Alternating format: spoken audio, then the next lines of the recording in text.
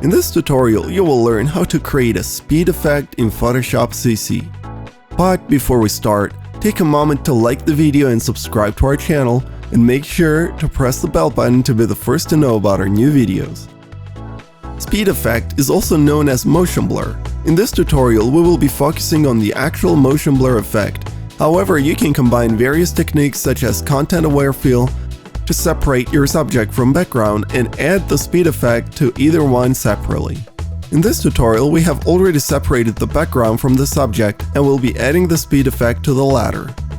Select the subject layer and go to Filter, Blur Gallery, Path Blur.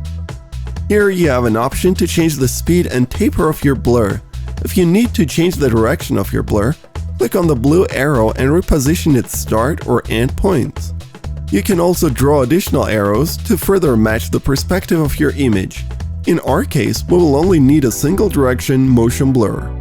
To make the subject look speeding in photo, we will be changing the direction of the arrow to the opposite side of the direction the subject would be going in. We would normally use basic blur for the background, however for the subject, we'll use the rear sync flash setting. Change the speed to your taste and make sure centered blur is not enabled. You can also edit the amount of blur the start or the ending have by clicking on the white circle and changing endpoint speed parameter for each.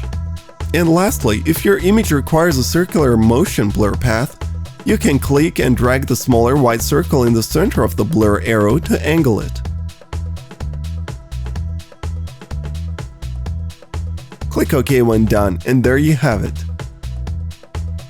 What image will you be adding the effect to?